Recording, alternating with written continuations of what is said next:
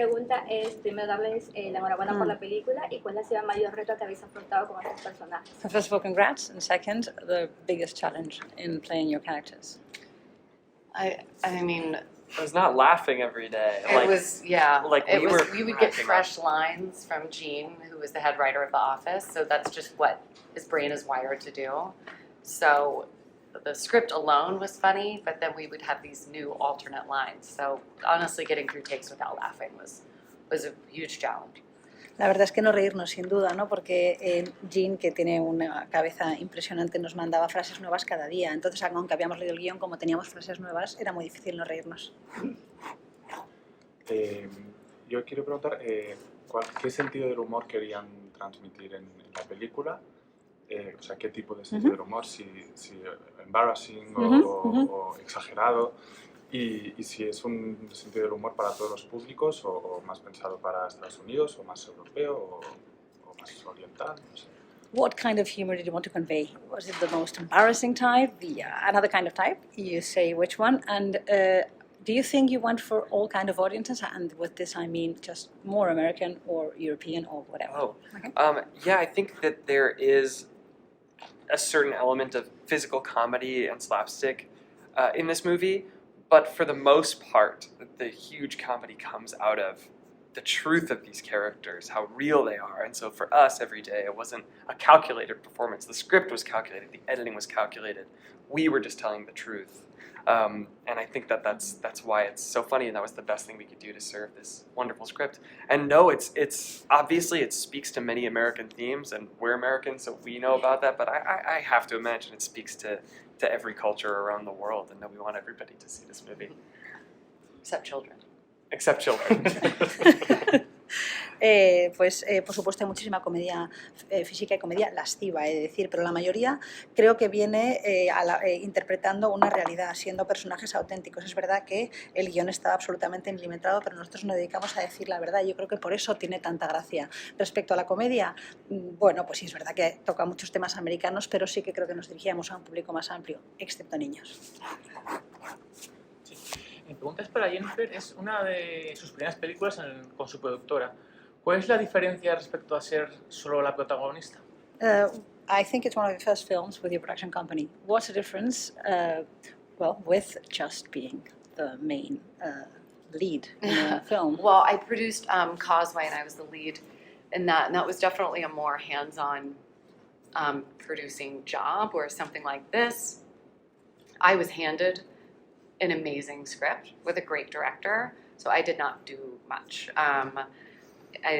My main job was just trying to protect the creative integrity of the movie and making sure Gene and Andrew and everybody had what they needed to do the best they could. La verdad es que he de decir que no es la primera, la otra creo que he hecho que se llama Causeway, ¿no? Donde estuve más involucrada, o sea, donde tuve como más poder de decisión que en esta, ¿no? En esta película recibí un guión increíble de un director increíble y mi trabajo principalmente fue tratar de proteger la integridad creativa de la película. Yo quería preguntarle, el director ahora mismo se habla un montón de referentes, es una película que ve mucho del cine en los 80, entonces me gustaría que me contara qué referentes les ha dado para preparar sus personajes. El director. Sí, el director, porque es muy John Hughes todo, entonces si había hablado de películas de la época de los 80. I was wondering, because the director is very much about references. Did he give you many references in making this film? Because it's very much John Hughes. The main reference John was, Hughes. well, huge fan, John Hughes fan. The main reference he used with me was The Graduate. Me as well. I hadn't seen it before we started filming, and so before my first dinner with him after being cast, I watched The Graduate. And our movie has so much in common with The Graduate in terms of premise, but in terms of tone, I think that is updated for today. Risky Business was a big one too. Oh yeah, Risky Business. Yeah. Pues él, sí, efectivamente, John es un gran fan de John Hughes, ¿no? La principal referencia fue El Graduado, y comenta él que no lo había visto y después de la primera cena donde ya se decidió que iba a hacer el papel, vi la película. Tiene mucho en común con la película en lo que se refiere a la premisa, pero creo que el tono está más actualizado y que se parece un poco más a Risky Business. Y el humor en esta película sale mucho del choque de dos generaciones y también de un choque de clases. Quería preguntarles, uno, ¿por qué nos gusta tanto reírnos de los ricos y de los pijos? Y por otro lado, ¿cómo ven ellos esa diferencia entre sus dos generaciones? Son de dos generaciones diferentes y creen que ha cambiado mucho los adolescentes en términos de igualdad, LGTB, feminismo. So, well, much of the humor comes from the clash between the two generations and between, well, classes too, like social classes. And I was wondering, why do you think we like so much to laugh about rich, posh people? And also, how do you see this generational gap? Has it really changed a lot, the way we deal with social media, the LGBTIQ thing, everything? Has it changed that much? Yeah, I mean, I think we like to laugh at these things because they're true, and we really do feel a whole swath of emotions about class differences, age differences, etc. I mean, generationally, we have massive differences, but it's evolving in so many ways. She and I think we connected so instantly, but it's true, there is a huge clash with these generations, but I don't think, yes, the way that we deal with sensitive issues, it's different, but it's for the best. We're evolving the ways that we talk about these things so that we are using our words carefully. We're not harming marginalized groups, and this is something that this movie is careful about and also aware of and touches on. And I think that it's a brilliant tightrope walk. Yeah, as a millennial, there's so many new perspectives that I didn't know about, you know, before this huge cultural shift in respecting each other and fighting for equality and learning that there are so many other personality types and that the world's way more diverse than we thought it was. And I'm a millennial, so it's hard for me. It's like a muscle that I'm learning constantly.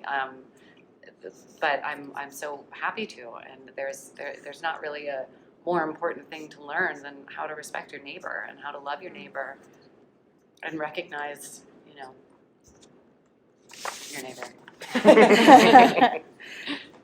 Bueno, pues es verdad que nos gusta muchísimo reírnos de esos temas porque es que son verdades, ¿no? Es verdad que hay muchísimas emociones en juego y respecto a reírnos de las diferencias de clase y las diferencias de edad, ¿no? Y efectivamente, como dices, hay unas diferencias enormes entre estas dos generaciones. Sin embargo, Jennifer y yo conectamos de una forma inmediata, y aunque sí que hay un choque generacional, es verdad que yo creo que esta especie de sensibilidad aumentada ha sido para bien. Tenemos mucho más cuidado con cómo decimos las cosas, ¿no? Y tratamos de cuidar más de los grupos que están más marginados. Yo creo que eso ha sido un cambio para bien. Y luego dice Jennifer, pues como millennial, por supuesto, he aprendido muchísimas perspectivas nuevas que no conocían, como por ejemplo el respeto mutuo, ¿no? Mutuo, una mayor igualdad en el mundo. También he aprendido que el mundo es muchísimo más diverso de lo que yo pensaba, ¿no? Y como millennial, pues eso es un músculo, hay que ejercitarlo y trato de aprender todo el rato, y que lo más importante, por supuesto, es el amor y el respeto al prójimo.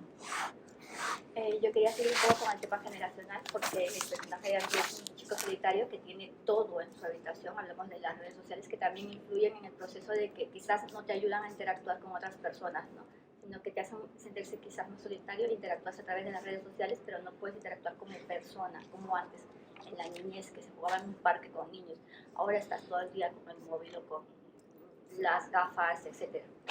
Yeah, so talking about the generational clash, no? How you can feel so lonely because you have everything in your room and you are hyper-connected, you have the social media, everything you may apparently need, but like your relationships are more than lacking something, no? You, like, people don't go to the park and have a chat about something, so how do you feel about that? Yeah, there's a concept that I've learned recently actually of far enemies and near enemies, and I think a far enemy of connection with a person is like not talking to anybody and never being in a room with another person. But a near enemy, something that looks a lot like connection and we think that it is, but it couldn't be farther away, is social media. You know, we really think that we're connecting with each other because we are keeping up with what looks like each other's lives. But it's not. It's a presentation of that. And then we, in turn, feel as though we need to present our lives a certain way. So, of course, we become isolated. Of course, we become insular, not to mention that we have video games and access to what feels like all the information in the world, but we're not really learning any of it in our actual bodies and hearts. Just to sort of distant knowledge as opposed to a real connection between people. So I hope that this movie encourages people to actually connect with one another. Exacto. Pues sí, sí que he aprendido, es verdad. Hay una cosa que yo llamo los enemigos lejanos y cercanos, ¿no? Los lejanos, pues un poco podría ser, con esto que hablas de las redes sociales, pues que no hablas con nadie ni estás en la habitación con la misma persona. Los enemigos más cercanos serían en este caso las redes sociales, ¿no? Es verdad que tenemos la sensación de estar conectando con las vidas de los demás, pero en realidad no es así para nada, ¿no? Y también tratamos de presentar nuestras vidas de una forma determinada por las redes sociales. Entonces, bueno, pues creo que este súper acceso bueno, por supuesto mencionando los videojuegos, y este acceso a todo en realidad no nos ayuda a aprender absolutamente nada real de nada, no hay conexiones así, por lo tanto espero que esta película anime a la gente a volver a esas conexiones reales. Yo quería preguntar si en los personajes, en la construcción de los personajes, hay algo con el que se sientan identificados ellos en su vida real, sobre todo Jennifer, que ha sido productora, si ha podido pues construir los personajes, ya sea el suyo o el de Andrew, con cosas que igual sean un poco biográficas, ¿no? So when building up your characters, was there any particular things you would relate to? And as a producer, did you get to say or to put some trait of your character or your real character in your or of your person in your character? Sorry. I mean, I didn't have to. Gene, who wrote it and directed it, is a very long time friend of mine. We've been friends for over 10 years. So he wrote the script with my voice in mind. So I definitely didn't have to do any of that. Yeah, I similarly, I was so connected to Percy, but for my own way in, I wrote an essay at the very beginning when I was cast of just what I thought each of Percy's intentions were and how they manifested from, you know, his the difficulties with his mental health and his past. And Gene read it, asked me for it, and quoted it back to me in directing me. From the very first day, he was like, remember this thing you wrote in your essay? Like, don't forget about that. That's what you have to be playing right now. So he was always a wonderful collaborator and knows the truth that an actor is always going to know a role more intimately than the director or writer ever could, because they see the whole world, but me, I see it all through Percy's eyes and she through Maddie's eyes. Primero lo que dice Jennifer, no, la verdad es que no tuve que hacerlo porque Gina, el director que me conoce desde hace 10 años, escribió el papel siempre con mi voz en su mente. Y bueno, pues lo que menciona él es que yo también conecté de una forma muy especial con Percy. Recuerdo, antes de empezar la película, después de haberme leído el guión, que escribí un ensayo un poco hablando de las intenciones de mi personaje, cómo se iban a manifestar, las dificultades que tenía, y eso se lo mandé al director, que después me respondió un poco citando, ¿no? y subrayando las frases más importantes, y todo lo tuvo en cuenta, ¿no? Y es una maravilla tener un director que lleve a cabo un proceso de colaboración tan importante y que tenga en cuenta que siempre un actor es el que mejor conoce su personaje porque lo ve todo a través del personaje. Sí, preguntas para Jennifer. Sus dos anteriores películas se estrenaron en plataformas de streaming.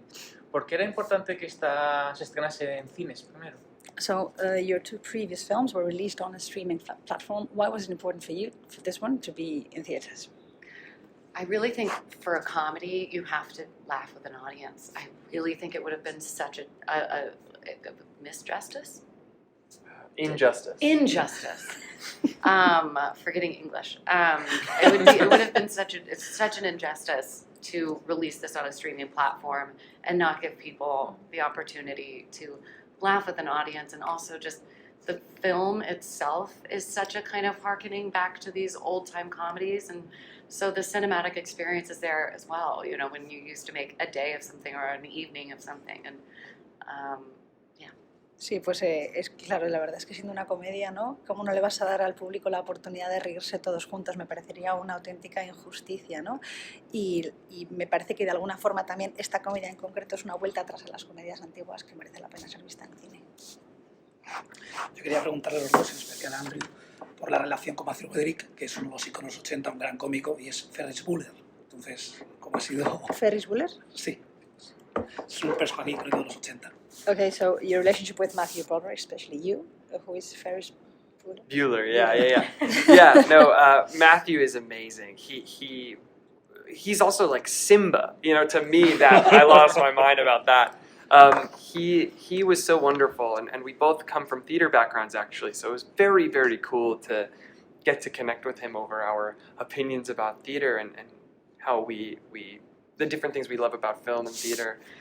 Not to mention he's hilarious in this movie, and I think there was a great equalizer in him wearing that wig. Like I was significantly less intimidated by him because he was wearing that hilarious wig.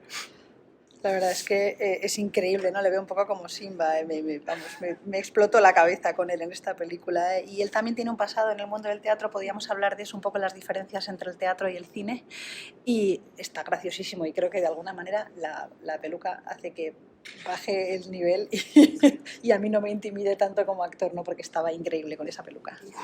Y debajo de la capa de comedia, la película habla de un tema importante que es la vivienda, el precio de la vivienda, la gentrificación, que es algo que, por ejemplo, en España nos toca muy de cerca. Quería saber si en Estados Unidos también era un problema que está en el centro del debate y si creen que la comedia tiene que también tener como un puente real hacia un problema real para que nos sintamos conectados con ella. So, we have this comedy layer, which is evident, but you also touch upon the dwelling problem and the gentrification, which is a problem we have that is very, very, very severe in Spain, and I wonder if it's also important in the US, and if you believe comedies should always bear some underlying problem we can all relate to, so that we like it more. Well, we're certainly only commenting on, the American pay disparity and also the disparity between prices going up and minimum wage and most wages just not moving at all. And like I said earlier, or maybe I didn't, maybe it was the group before you, comedic writers and comedians are always pulling, from the zeitgeist and from society and culture. So, it's a huge problem, and it's a huge problem for young people that enter the workforce with huge debts just from going to college, promised that they're going to get these jobs with this salary and they'll be able to pay it off, and that has proven to not be true, and trickle-down economics has proven to not work.